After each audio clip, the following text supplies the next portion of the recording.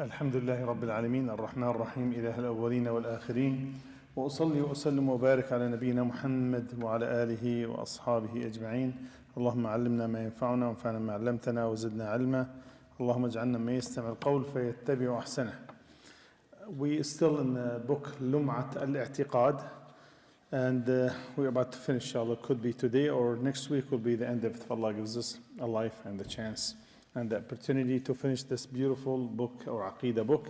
And we talked about one of them. It said it's mandatory upon us to believe everything Rasulullah have informed us with, whether it makes sense to us or not. It's not something logically or not logically. For example, when he talked about Isra and Mi'raj and other stuff, whatever he informed us about, we should believe in it. As you know, the first character of the mu'mineen, to believe the unseen, to believe the ghaib, as Allah subhanahu wa ta'ala said in the Quran, complimenting or showing us the description of muttaqeen, said, ذَلِكَ الْكِتَابُ لَا رَيْبَ فِيهِ هُدًى لِلْمُتَّقِينَ الَّذِينَ يُؤْمِنُونَ بِالْغَيْبِ. As the first description of the muttaqeen, the God-fearing ones, which is main thing in our deen, taqwa, he said the one who believe the unseen, whether something we can recognize or realize or not. Something, for example, Isra wal Mi'raj. How did Rasulullah do that? And part of that, they said Ashrat al-Sa'a, the conditions of the hour. And he said here, the Imam Rahimahullah said, وَمِنْ أَشْرَاطِ السَّاعَةِ وَمِنْ ذَلِكَ أَشْرَاطِ السَّاعَةِ. As we have mentioned about the story of Musa alayhi salam and the Isra wal Mi'raj. And he said, the Imam, he's من أشراط الساعة, the conditions of the hour, which is one of them, خروج الدجال, the Antichrist. The Antichrist, he said, one of the biggest fitna going to go through this dunya, as each prophet have warned his ummah against the Antichrist, which is al-Masih al-Dajjal. He said he will enter the whole world except for Mecca and the Medina. And he is Antichrist from Bani Adam, the sons of Adam alayhi salam, and he will come toward the end of the time as one of the major signs of the Day of Judgment. And he really will become big test and fitna to people, and Allah will send him as a test for our deen, our iman, how firm that is.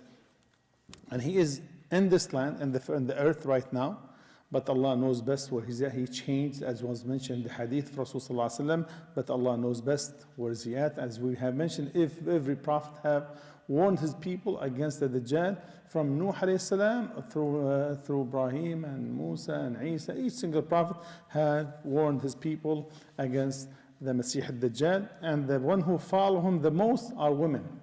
And the Yahud, especially the Yahud from a town called Isfahan in Iran nowadays, he said the people really, during that time, will come Isa alayhi salam, as we're going to come, people run to Isa for help, and everyone goes towards Sham. And Isa alayhi salam, by the will of Allah, he will kill him in Sham. Basically will be in Palestine, as there was mentioned in some narration by Babylud. And that is some city in Palestine and Sham. Then he said one of the, also believe in Rasulullah, the other conditions, said the conditions of the hour, which is the other one, which is Isa alayhi salam, Isa ibn Maryam. And Isa alayhi salam, he will be descended from Allah subhanahu wa ta'ala, and he's a major prophet, as was the ulama have mentioned. He did not finish his message yet. Isa alayhi salam, he will come back, he will be coming back from, as Rasulullah mentioned, by the white minaret in Damascus, in Syria, in Sham again. As Allah said, Ya Isa inni mutawaffika wa rafi'uka ilay. Allah said, you finished your mission for the time being, temporarily, and then he said, then after that will be sent to, will be brought back again, or be sent back again, and to finish what he have started, as he started in the Sharia of Musa, and he will continue and the Sharia of Muhammad sallallahu alayhi wasallam. When he comes down, during the Rasul sallallahu alayhi wasallam, he described how he comes down, said around Salat al-Asr. And he comes to the masjid, he finds the people about to start Salat al-Asr, and the Imam from the Muslimin, and he then, when they see Isa alayhi salam, as we do believe Isa is coming, in the same place, same time, whenever Allah subhanahu wa ta'ala, they invite him to lead the Salah, because no one should lead the Salah in the presence of a prophet. Then he insists on the leader, which could be the Mahdi. Alayhi salam said, you are ummah, you lead one another. Only this salah, the Mahdi lead or someone else lead. Beside this, Isa from now on, he will be the leader of all the salah. And we said this is Mahdi. Of course, the Mahdi is not, this off topic, is not one of the signs of the Day of Judgment. Mahdi is not one of the signs, but he will be associated with the signs. So he came from the children of Fatima, alayhi salam, rahimahullah radiyallahu anha, and that's the man, Isa alayhi salam, will pray behind him. And he said also, وَخُرُوجْ يَأْجُوجْ وَمَأْجُوجْ. Ya'juj and Ma'juj, this is said that also Ya'juj and Ma'juj, Allah subhanahu wa ta'ala have mentioned the name for Ya'juj, which is Gog and Magog in the Quran. He said, Allah subhanahu wa ta'ala, it was mentioned, there are two huge tribes. And they were mentioned in the Quran, Allah said, Inna Ya'juj wa Ma'juj mufsiduna fil ard. Ya'juj and Ma'juj, they're causing corruption in the land. And so, subhanAllah, they asked to be like to make a set between them, a barrier between them and Ya'juj and Ma'juj. Of course, the set is still there, the barrier or the dam, whatever the thing there, that's still there, but nobody knows where the thing is, and they will come back toward the Day of Judgment, as was mentioned in the Hadith. And then after that one, the sign, the Dabba. The Dabba is the beast.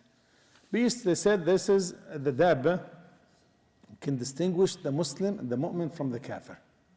Allah give the Dabba, the beast, the ability to distinguish Muslim from non-Muslim. So, and this is the common of the Dabba is a sign of one of the major signs of the Day of Judgment. Then after that he mentioned, the Imam Ibn Qudamah rahimahullah mentioned also the other sign is طلوع الشمس من مغربها, and also sun to be rise from the west. Usually, as you know, the hadith, every day the sun go from sun, the rise from the east and sit in the west, right? The sun set in the west, and ask for the permission of Allah to rise again from the east. So this is ongoing since Allah subhanahu wa ta'ala have created this dunya. Then till one day comes out, the sun will ask Allah to come back to rise from the west, would not allow it. So as was described, the signs of the Day of Judgment, we don't want to go off topic. That day, you go to sleep, we're supposed to wake up for the sunrise, for the Fajr, then the day will continue, the night will continue. So the sun rises during the Maghrib rather than the morning. All right? So the sun will rise from the west rather than from the east, and then that day, Allah subhanahu wa ta'ala said, that day, لا ينفع نفس إيمانها. After that, the iman will not be accepted, will not benefit the kafir to believe again. So it's done and over with. So, and then as a major sign from the signs of the Day of Judgment. And here the Imam rahimahullah mentioned here also the other things we should believe in. He said, عذاب القبر ونعيمه حق. The adhab, the punishment of the grave, and either the grave, as we know, is a hole from the hole of hellfires, or Rawdah, which is a garden of the gardens of Jannah. He said, this is haqq, true. And Rasul sallallahu alaihi wasallam had made isti'adah, and had made him isti'adah about this. And Salah, he said, mentioned the hadith, he said, when he saw two graves, he said, إِنَّهُمَا لَا يُعَذَّبَانِ. So adhab al-qabr, some people denies. So the Aqeedah of Ahl Sunnah Jama'ah, there is. Allah mentioned, said, النار يعرضون عليها غدوا وعشية. So then he said that the hellfire, the people of Pharaoh, he said, they will be presented to the hellfire and day and night, during the day and the morning and the evening. And Allah said, and the Prophet ﷺ mentioned the hadith when he passed by two graves, he said, إِنَّهُمَا لَيُعَذَّبَانِ. They are being tortured or punished, subhanAllah. And even though we cannot realize this, but still something we have to believe, we have no choice but to believe, because of this authentic hadith and the ayah. Even the people of the one who denies the adhab al-qabr, right? They interpret the ayah the way they want, but there's so many hadith, authentic hadith. Rasulullah have mentioned the hadith before you make salam. Ask Allah subhanahu wa ta'ala the refuge against four things, which is the punishment of hellfire and the grave punishment. Of course, the mahya wal mamat and the Antichrist, which is the Masih al-Dajjal. So even though sometimes we don't feel it. If you open a grave of a kafir or the best Muslim, you're not going to see the difference. As someone, the scholars just mentioned, imagine two people, they laying down right next to you, one of them seeing good dream and the other bad dream. Do you recognize this? You wouldn't know. Someone like have a beautiful dream, and the other one probably he's laying sleeping, you didn't know. And the other one laying down, he have the worst dream ever. And you don't realize, you don't know who have good dream and bad dream because you cannot tell. Same thing, this has something to do with the ghaib, the unseen. That's adab al-qabr. Basically, we cannot deny adab al-qabr whatsoever. And he said, rahimahullah subhanahu wa ta'ala, rahimahullah ta'ala, also, وَفِتْنَةِ الْقَبْرِ حَقْ وَسُؤَالْ مُنْكَرْ وَنَكِيرٌ. There's two angels called Munkar and Nakir. They said their question there is haqq. There's no errand. Munkar and Nakir, they said there's a nickname for them, is not their real name. And they come, they bring the man or the person, the grave, the woman, and they test him in the grave. They make him sit. How? Allah is able to do so. Whether the person was burned, whether the person was ashes, as you know the hadith, and person was sinner, and he told his children, burn me till I become ashes and throw me in the dust, and then a windy day, then Allah was able, of course, to get him back together and ask him the questions. So no matter how, or doesn't matter how you died, Allah subhanahu wa ta'ala is able to bring you back and make the questions back again. And the questions, as you know, the questions are Man Rabbuk. The first question, who is your Lord? And what's your deen? And who is your prophet? What the name of the man? Or who is the man was sent to you? If you answer the question in the dunya, then you are able to answer the question in the akhirah. The dunya, if you are applying the deen of Allah subhanahu wa ta'ala in your life, you're going to be able to answer the questions there, subhanAllah. And then he said, وَيُحْشَرُ النَّاسِ يَوْمُ الْقِيَامَةِ. And also, وَيُحْشَرُ النَّاسِ يَوْمُ الْقِيَامَةِ حُفَاةً عُرَاةً غُرْلًا بُهْمًا. Said Buhma is not part of the hadith, but however, the meaning, that means right. Said people, yuhshar nas, they will be resurrected in the day of judgment, hufat, barefooted. And he said, urat, no clothes. As Aisha mentioned to Rasulullah, said, Ya Rasulullah, men and women naked totally? He said, yes, but they matter way bigger than what you think. No one think of anything beside what's going to happen. I said, ghurlan, they do not circumcised, and buhman, the last word, Buhman is like, they said not part of the hadith, they said, Buhman, they did not take anything with them from this dunya, which is what it is, subhanAllah. None of us going to take anything from this dunya. And he said, فَيَقِفُونَ, they will stand في موقف يوم القيامة, the day of موقف, حتى يشفع فيهم رسول الله صلى الله عليه وسلم. So, and he said, some people, they وتنصب الموازين وتنشر الدواوين, and the scales will be set up, and وتتطاير صحف الأعمال إلى الأيمان والشمائل. So people, some people, they will take their records or book of records in their right hands, and some in the left hand, and so on. The right hand, of course, may Allah make us all to take their books and our books in our right hand. The kuffar, there was different opinion whether they take it in the left hand or behind their back. Both the same kuffar munafiqeen, they will take it in their left hand with behind their back, and Allah knows best. And then he said, then comes the shafa'ah of Rasul sallallahu alayhi wa sallam. After he mentioned, of course, ayat, فَأَمَّا مَنْ أُوتِيَ كِتَابَهُ بِيَمِينِهِ فَسَوْفَ يُحَاسَبُ حِسَابًا يَسِيرًا. The one who have his book in his right hand, his reckoning will be so easy and smooth and something beautiful. وَيَنْقَلِبُ إِلَى أَهْلِهِ مَسْرُورًا, and he returned back to his family so happy, or as happy it can be. وَأَمَّا مَنْ أُوتِيَ كِتَابَهُ بِشِمَالِهِ أَوْ وَرَاءَ ظَهْرِهِ, and the other one, the one who got his book behind his back, meaning the left-hand side, and he said, فَسَوْفَ يَدْعُ ثُبُورًا إِسْتَصْعِيرًا, definitely he will be among the losers, and so on. And he said here, of course, the shafa'ah of Rasul sallallahu alayhi wa sallam, there is shafa'ah, which is intercession. The shafa'ah to the Prophet sallallahu alayhi wa sallam, there's shafa'ah for salihin, shafa'ah for shuhada, and the shuhada will take 70 of their families.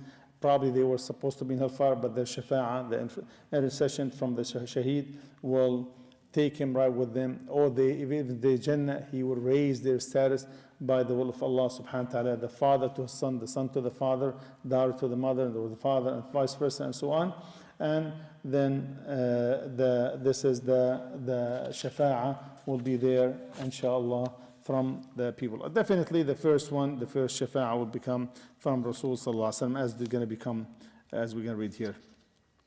Al-Mizan also, part of the unseen. The mizan will become regular scale, has two sides, left and right side. So, and your deeds become like something, Allah subhanahu wa ta'ala will be weighing those, the deeds and bad and the good deeds. Of course, the Nabiyina, also he said, وَلِنَبِيِّنَا Muhammad sallallahu alayhi wa sallam, hawd like a lake, pond, right? And this is how he said was mentioned, every prophet has a lake in the hereafter. Every prophet has a lake.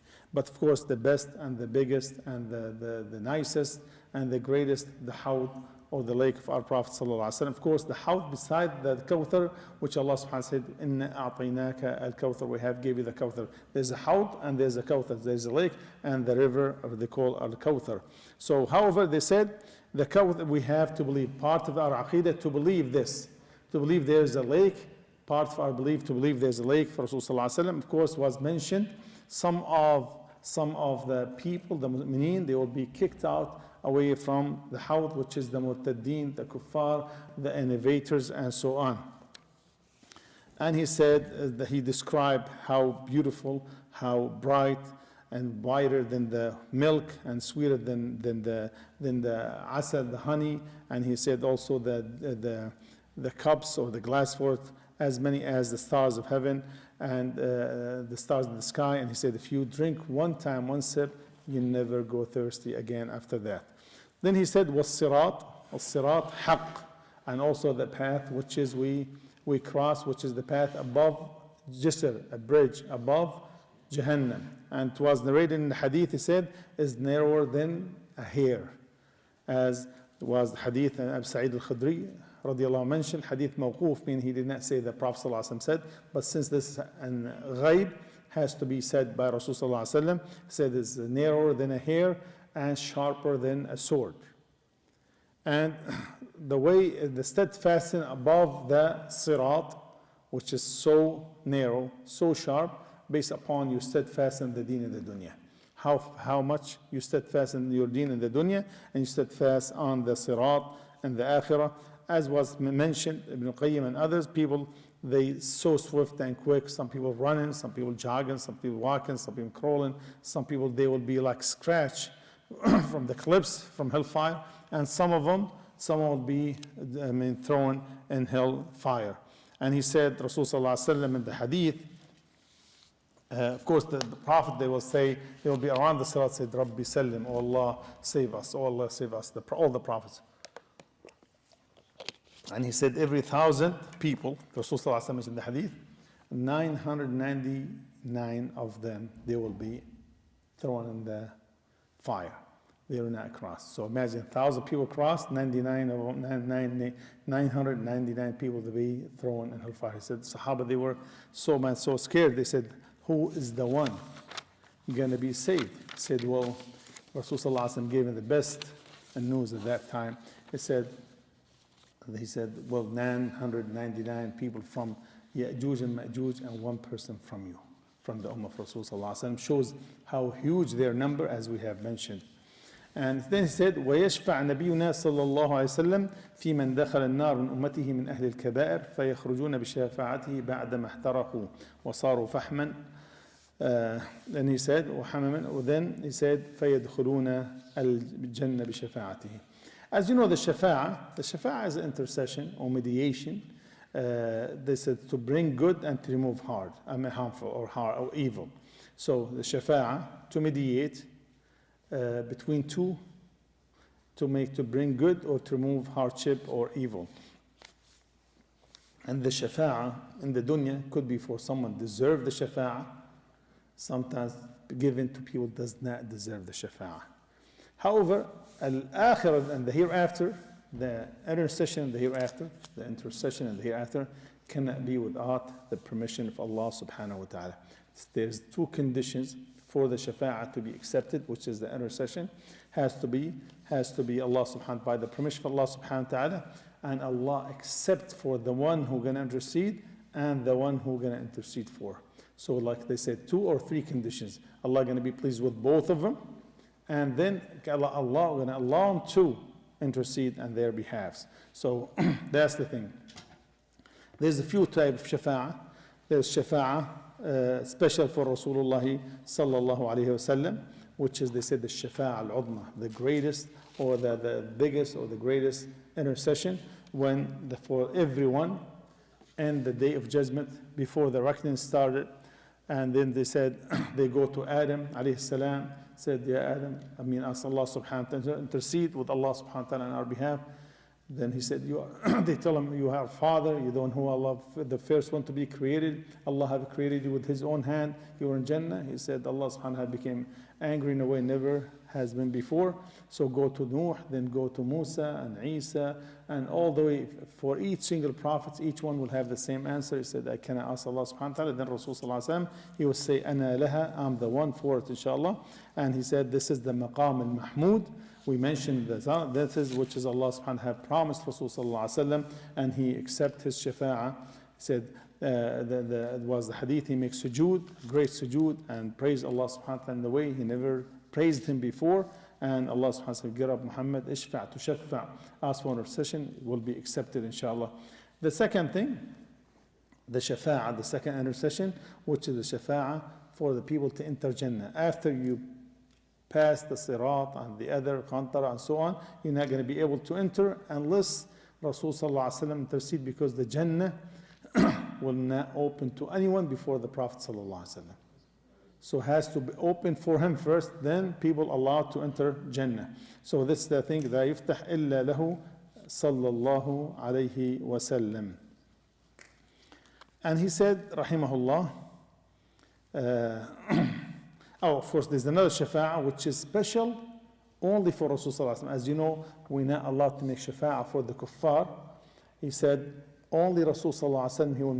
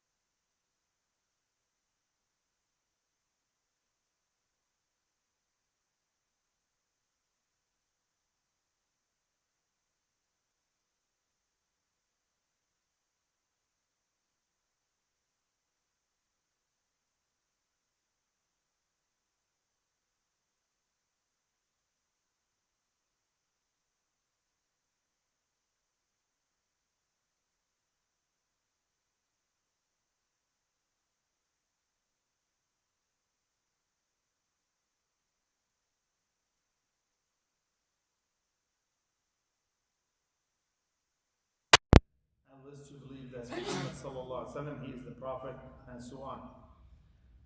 And he said one of the things, part of the Aqeedah في أهل السنة والجماعة, to believe Abu Bakr رضي الله عنه أفضل الأمة, the best in the Ummah.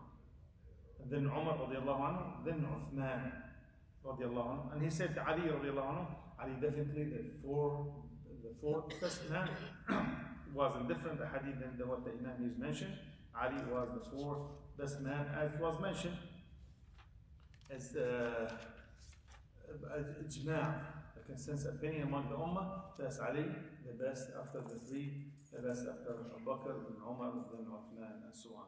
Even Ahl al-Ilm, the people of knowledge, they have no different opinion when it comes to Sunnah. That's Abu Bakr and Umar the best. Abu Bakr, then Umar. Now, Uthman and Ali, radiallahu anhu, some group scholars said, Ali, Uthman number 3, and some said Ali number 3. And some, they said they are the same. So, however, Allah subhanahu wa ta'ala put them the way the Khilafah seemed like this, the way it is, the tartib. However, they all in Jannah, they all the best, the highest level of Jannah, and they all the best people, and so on. And one hadith shows, listen to this hadith. One time Muhammad, the son of Ali radiallahu anhu, of course Ali radiallahu anhu had the Hassan Hussein from Fatima. And Fatima died at 10 she was 26 years old. Then Ali radiallahu anhu got married to another one. Of course, he got married many women, but one of them, they said Al-Hanafiya. So her name, Hanafiya, as her last name or nickname. And they said, well, Muhammad, the son of the Hanafiya, and radiallahu rahimahullah ta'ala, said, Man khayrun nas? Ya Abi, basically. He said, he told him, who's the best? He said, Abu Bakr. Ali said, Abu Bakr is the best. An authentic hadith. He said, then you are. He said, no, then Umar. Said Ali said that radiallahu anhu Allah, said, then you are. Said, no, I'm just a man of the people. He did not name, just like any average Muslim. Of course, this the humbleness of Ali radiallahu anhu, he is number 3 or number 4, would it make a difference radiallahu anhu. And they said definitely Abu Bakr radiallahu anhu, the one who had, according to what he said here, rahimahullah, who أحق خلق الله بالخلافة, the one who has the most right among the Sahaba to be the Khalifa of Rasul sallallahu alaihi wasallam, which is Abu Bakr radiallahu anhu wa ardah. Then after that, Umar radiallahu anhu, and so on. And Rasul sallallahu alaihi wasallam said, definitely, he said, talked about the Khulafa Rashidin, the 4. He said, alaykum bi sunnati, I recommend and with my sunnah and the sunnah of the 4 rightly guided Khalifa after me. Abu Bakr and Umar and Uthman Ali, the 4 rightly guided Khalifa, as Rasulullah mentioned, this is the Rashidi, the guided era among the rightly guided era among the people. He mentioned the hadith that shows here the prophecy of Rasulullah or revelation of Allah said they will rule 30 years. If you count the time between Abu Bakr all the way till Al-Hassan, because Hassan, the 5th Khalifa, Hassan ruled for 6 months. And however, about Bakr 2 years and a few months, and Umar and Uthman, then Ali, then Hassan, the total of those are 30 years. We cannot finish, unfortunately, we have to stop by 8 o'clock. To be continued, inshallah. Next week will be the end of this book. Allah gives us life. The book Lum'at, الاعتقاد. It's a beautiful book by Abu Muhammad ibn Qudama al-Maqdisi, rahimahullah ta'ala. Inshallah, to finish the Aqeedah of Ahl